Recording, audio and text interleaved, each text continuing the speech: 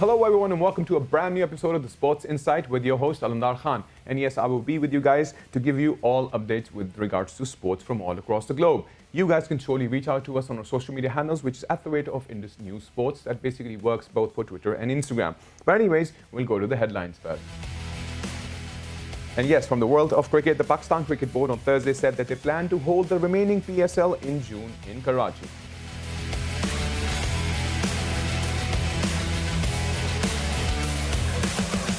And yes, from the world of golf, 2008 champion Sergio Garcia holds a two-shot lead over Brian Herman.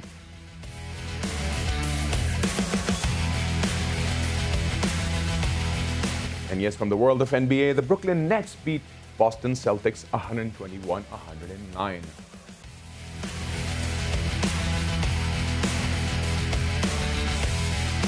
And yes, from the world of Formula One, the F1 new look grid is ready for crucial testing in Bahrain starting from 12th of March 2021.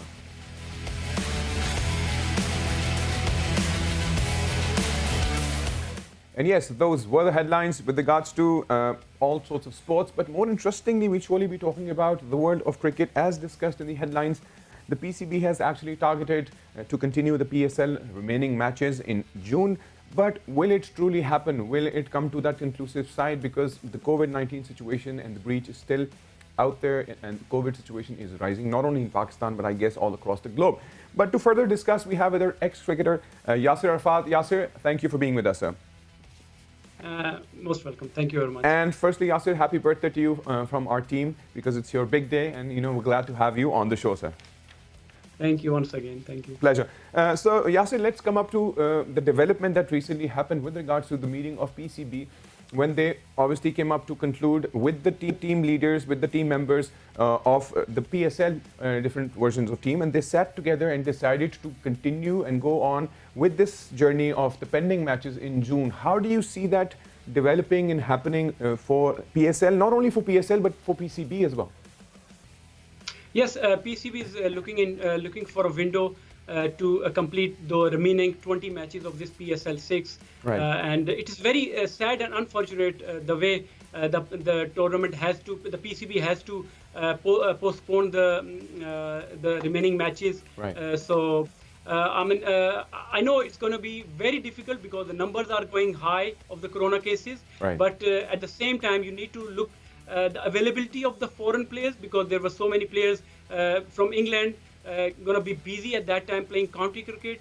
And another thing, the broadcaster availability of the broadcaster, the commentators, and again the way they need to make a biosecure bubble for the remaining matches, because the way they handled the first biosecure bubble was nowhere near to the one we have seen in England or New Zealand, or rather in the IPL in Dubai.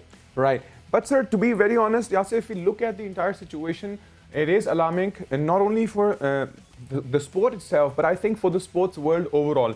If we really look into how they can actually manage to, as you mentioned, that we'll be having international players flying into Pakistan, and we'll have to see whether they'll be available back then or not. But yet again, now they've decided to outsource the biosecure bubble situation. So do you think they will be able to pull that off? Because managing a lot of players, they'll surely be needing this one hotel or one place that they could stick around to. People were posting pictures with the players. They were, giving them high fives and stuff. But at the end of it all, these small things actually, break that biosecure bubble. How do you think that, they'll be able to do it, even if they outsource the biosecure bubble situation to another agency? Yes, I've seen in the news that they are getting the help of a specialist firm which has worked in England in that during the summer, which they had 4 different teams against England, so Pakistan, Ireland, Australia, and West Indies. So the same firm did that IPL in Dubai. So I think they are going to get the help of that specialist firm, which is a good idea. Rather, it's a late, but it's a good now to have a specialist firm, because by the looks of the PCB, there was no grip of PCB for that biosecure bubble, or even the franchise owner, the teams. Right. So if there will be a separate specialist firm will be looking into it. So I'm sure the remaining matches and the remaining PSL will go successful.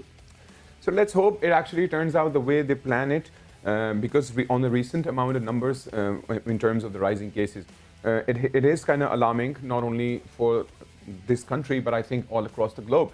And looking into the fact that, Pakistan cricket team will eventually be going for their Proteas invitation, how do you see that? How do you see that developing for the country itself?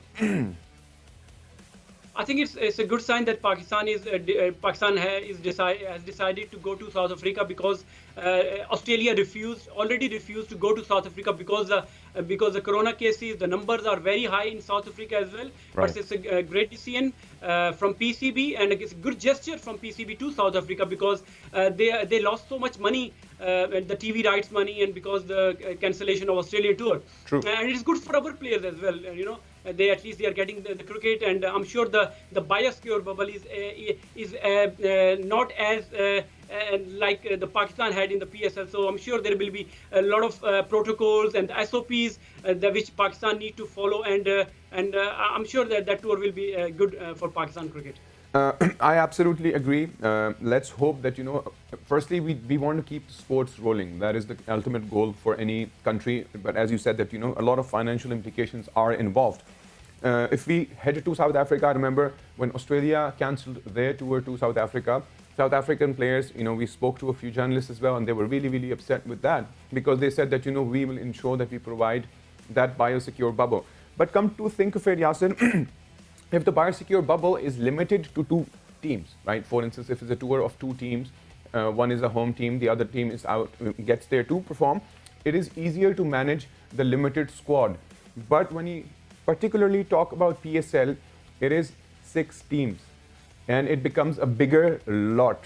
It becomes a very bigger lot in terms of managing them, even if you think you can outsource. And I'm not only talking about the PSL right now, looking at how T20 World Cup will be developing after all these COVID situations, do you think we still have that management to bring this all on board together?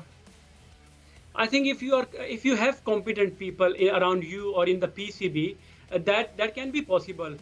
You're talking about the 6-team different in franchise cricket. Right. Look at IPL. They got even more teams than Pakistan. They got 9 teams, or rather 10 teams, I think, in the IPL. They successfully completed their IPL, and they are going to do that again in India. True. In April and May. Right. Look at Big Bash. They have completed their Big Bash successfully. So why couldn't we? Because we don't have the competent people around us. The medical department was a big failure. Right. Again, and the PCB management, because they are the biggest stakeholder in this event, and the grip they should have shown in this PSL. They were nowhere near. They couldn't control the franchise owners, the players, or even on the commercial side. If you see, the commercial was going on, and there was another big mistake did by Pakistan Cricket Board, was the communal the hotel. There was weddings going on. Right. The lift was used by the people. Exactly. And there was another thing, the people who were serving to the players, the cutlery, the other things, they were the people going in and out of the hotel. Right. So that was not a biosecure bubble. How can you say that was a biosecure bubble? Sir, I guess that is probably one of the major reasons. You talked about obviously Big Bash and IPL. Even if you talk about Big Bash, Australian government, or if you talk about New Zealand government, they were really, really, really strict in terms of sportsmen coming into their country. And that was probably one of the major reasons why Australians decided not to go out of the country to the Proteas, because they knew it would be technically hard for them to manage it. So as discussed, if, for instance, things do get out of hands, because everybody has to take equal responsibility for their actions. If the franchise owners did something wrong, it was initially their responsibility. If PCB went wrong, where PCB went wrong started off with the 20% attendance, and then instantaneously jumping over to 50% attendance at the stadium.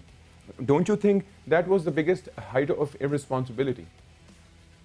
I think the relationship between the Pakistan Cricket Board and the franchises were not good. If you go back a little bit back, just before the start of the PSL, right.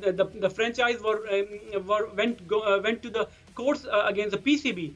So right. The trust level between the franchise owners and the PCB is not that great. Right. That was the first thing. And again, when everything happened, the PSL, the postponement of the PSL, Right. the blame game started straight away. The franchise is accusing Pakistan Cricket Board that you were not good enough to made that biosecure bubble, and the PCB was complaining against the franchise, the media people in their teams, the players. There were parties going on in the hotel, and Right. there were so many breaches True. happening during that PSL. So that was on the card actually to burst that bubble. So eventually that happened. It's a sad reality, but that is the scenario at the moment. But Yasser, if we look into only the medical person, one of the doctors actually handed up the resignation to the chairman, and everything. I guess someone had to take the blame for it. But don't you think, on the franchises element, the responsibility of the players individually also played a role? See, if that would, if Corona is here for more than a year now. So Right. Pakistan has already toured to New Zealand. They had the experience of biosecure bubble there. Pakistan toured to England, and they have seen what are the protocols, what are the things you need to in place to have a proper biosecure bubble. Right. I don't know why they didn't do that, because looking at the matches, the PSL on the TV. That was nowhere near to the biosecure bubble, because the people, the franchise owners, the media people, they were just right to the next to the rope. So how can that be a biosecure bubble? And the people were giving interviews, and the media people, they should have a separate bubble for the media people, like the True. commentators and the camera crew, and Right. the separate bubble for the players. But Right. Unfortunately, it was like a mela going on, both Absolutely. in the ground as well as Absolutely. the hotel. And the Absolutely. trust level of the other team who are accepted to tour Pakistan in the future, that's again, they're going to think about it to tour Pakistan now. Right. That's a very important point that you said, that everybody was, even though I understand we all wanted to watch, and we still support PSL, we support PCB, the management, but because we wanted to see happiness on our faces. But unfortunately, like you said, that they did not have a biosecure bubble for the media people. They did not have a proper biosecure bubble, and it was literally at the end open for all those people who had sponsored the events were there without their social distancing element. But I think it's about time we start learning these methods, for the fact that the rising cases, and I just heard about this yesterday as well, that there are quite a few rising cases in Lahore and obviously in Islamabad, and we need to get hold of it before it gets out of hand. So I still think if only 5-6 players manage to get corona through this their created biosecure bubble, how do you see the audience when you allow 20% audience and then you allow 50% audience, as if that like corona doesn't exist? I think that's too early for the PCB to decide on the viewers, or the the people coming to the grounds, 20% or 50%. I think Right. look at IPL, how they managed to complete successfully, because they said that we're not gonna have any crowd in that thing. And again, I was listening to Saurav Ganguly yesterday, and he was saying that they're gonna have that IPL in India, but they haven't decided about the crowd yet, and most probably they're not going to allow the crowd coming into the ground, because it's going to be difficult for the BCCI to control that COVID situation. So I would say, if you want to complete those last those 20 remaining matches, Right. you should just go make a biosecure bubble Right. with all the protocols, and hire a foreign specialist team, and Right. just get it done. Don't worry about the crowd. People can watch on the TV, because in this situation, the only thing is you got to look after the players' life and the number of cases. Because last time Pakistan, roughly 8 to 9 players got infected and they got positive COVID. So the important thing is to finish this PSL remaining matches and get this PSL 6 complete. Right. Well, thank you very much, Yasir, for your input. And yes, as you mentioned, that we need to have that management that could actually control, so that we can conclude the biosecure bubble. Yasir, thank you once again for being a part of the show. Thank you very much. So he gave very clear input with regards to how we can actually manage to continue those 20 matches, but we surely need an expert team. Looking for that expert team, it could be an Australian team, it could be from New Zealand, it could be from the UK. For those who've actually managed to keep that secure, the bio bubble secure. If we look into how Australians or how New Zealand, when we were going there, how our players were kept was properly managed. So until and unless we come up to the point of managing it well, only then can we continue these matches. Anyways, I'll see you guys after the break.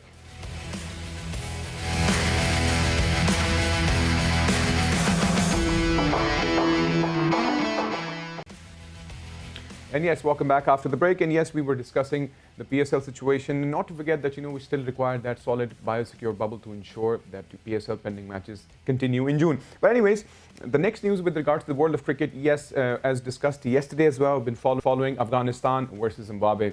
Yes, Afghanistan have actually shown true colors for the fact that, they lost the previous test against Zimbabwe. But coming up to a point of 545 for 4 and declaring their innings is phenomenal, and they've ended up, Hashmatullah Shahidi actually ended up scoring 200. So it's the first double century that we've noticed from the Afghanis, and I think they've done a brilliant job. And not only that, Asghar Afghan actually managed to score 164. But it has been a phenomenal performance, and Zimbabwe is currently at 285 for 8, and they are surely struggling. I don't see it going their way, but that is what it is with regards to cricket. Anyways, we'll jump over to the world of golf. Yes, as discussed in the headlines, and we have with us Zain Tahir, a national golfer. Zain, welcome to the show. Thank you, Alamdar and Indus TV, for having me always. It's a pleasure. All right, Zain, so we talk about the Players' Championship to begin with. How do you see it developing for now, as Sergio Garcia is 2 ahead, as McCrowley actually struggling, at 79? How do you see it developing in the future? It's quite interesting, when it comes to players. I'll come up to the leaderboard, but it's something that's very interesting that I must mention, Lamdar, over here. Right. That this is one of the championships that got worst hit by the pandemic last year. Because not to forget that this is one tournament which had already conducted one round last year in 2020. Right. And in the middle, the authorities decided that the pandemic is coming over. And the nightmare fell all over the globe, and they decided it's better to be safe than to be sorry afterwards. And the tournament was stopped right there in the middle.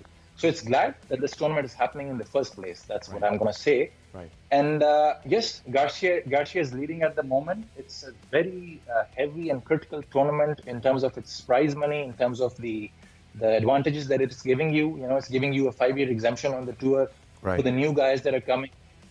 And it's giving you a lot of FedEx Cup points. That's the tour prize at the end of the year. Right. And it's giving you a lot of World Golf ranking points. Right. Regarding Garcia, it's as I told you last time, that the game is evolving and the youngsters are taking over. So the guys who are 40 plus or something are quite funny, but they are considered veterans in the game right now. It's not like that literally, but they are considered. So Garcia has played his lowest round ever, lowest first round ever in the last 20 years. That's a -7. So let's see if he still has it in him to hold the lead. And unfortunately, the defending champion, he's not coming up strong. Like I said again last time, that you can't win the tournament on Thursday, but you can certainly lose it. And I think Rory has done just that. Rory McIlroy has done just that. So let's see how it holds up. And how do you see Dustin Johnson?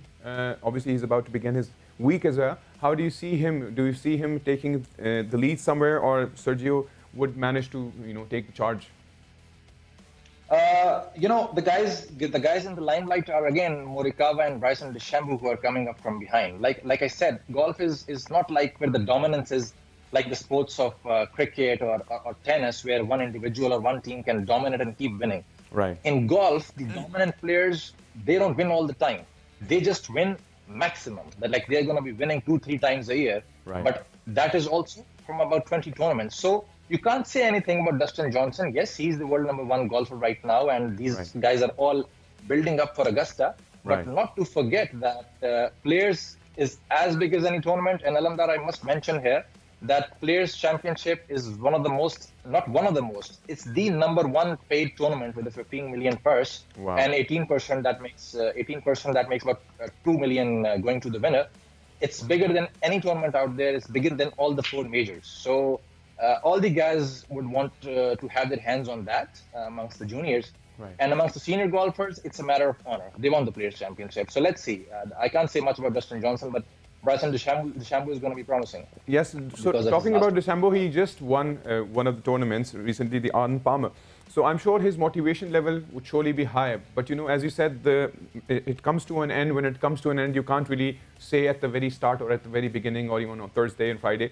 You have to wait for that moment. So do you think his body language would surely be, obviously everybody's out there to win that big prize money, right? They are out there to win the big prize money. But when although Bryson DeChambeau is still a youngster in the game, right. And but let me tell you that Bryson DeChambeau has entered that league where he's playing to make his name. He's playing for the honor. Right. He has already won the US Open and he has already made such a big name in the game. Right. It's quite interesting to discuss Bryson DeChambeau these days because it reminds everybody of that Tiger Woods era where he was changing the game. Right. Where he was bringing athleticism in the game and he was bringing more and more attention to the game, and he had that power of attracting people on television and on the field. Right. So he's kind of doing the same thing. So it's quite interesting. And yes, coming from the momentum last week, golf gives you an advantage of what kind of momentum you are in. Like I said, it's not a game where John Sher comes and keeps winning, Federer comes and keeps winning. Right. You got to be in a good momentum. True. There's so many top guys out there not doing their best right now. Take the example of Rory McIlroy. He won it. He's the defending champion, but he just played past 7. Right. So DeChambeau has an advantage of last week's confidence that he gained. All right. So then, obviously, we're talking about the international golfers. How about we just have an overview with regards to golfers in Pakistan? And I would like to know more with regards to the progress, not only of the golfers, but the future perspectives of Pakistani Golf Association. Wonderful, Alamdar and Indus TV. I think if you touch this point, I think it's an obligation, being Pakistanis, that we bring our own craft and art in front of the people. Right. I have been personally attached with these golfers, and I must tell you that it feels so proud to be part of Pakistan because, I don't know, you don't need much of an assurity or any more reason to be confident when you belong to a country where you have produced Jan Sher, where you have produced Wasim and Waqar, where you produce the best in every sports out there. Take hockey, take Sohail Abbas. True. So if you belong to that country, I must tell you, Pakistani golfers are certainly not up there doing much in the international arena. But it's a game where Tiger came in the limelight after gaining stats like, okay, he has won 20 times before the age of 25. But nobody looks at how many times he did not win.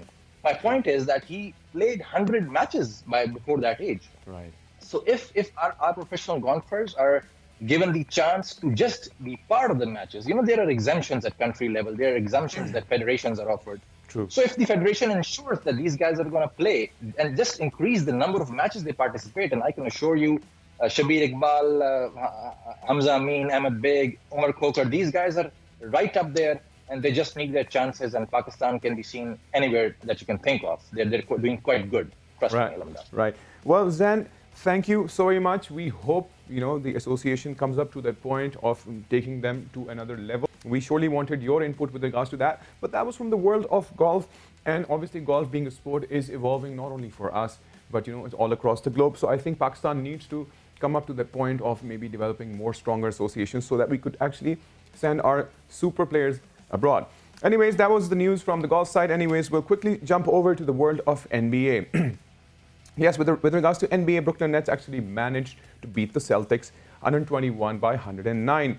And Kyrie Irving basically managed to score 40 points, which is obviously something that added to the victory. But not to forget that Kevin Durant is still injured because of his hamstring injury. Well, anyways, that was the update with regards to NBA. And quickly jump over to the Formula One side. Yes, with regards to Formula One, the new look grid is ready for the crucial test in Bahrain. Yes, that's the plot for Formula One. And not to forget, Aston Martin is jumping back into F1 after 61 years. So that's going to be a major development with regards to that. And the 3-day testing of the F1 grid in Bahrain is starting from the 12th of March 2021. And F1 testing has moved to Bahrain from Barcelona. Obviously, I think it's more or less because of the COVID situation as well. But yes, this grid is up and ready. And let's hope it is out there to have bigger Formula One events hosted there. But anyways, that was from the world of sports. If you guys want to reach out to us, you can reach out to us on our social media, which is @Indus News Sports. Till then, take good care of yourself and bye-bye.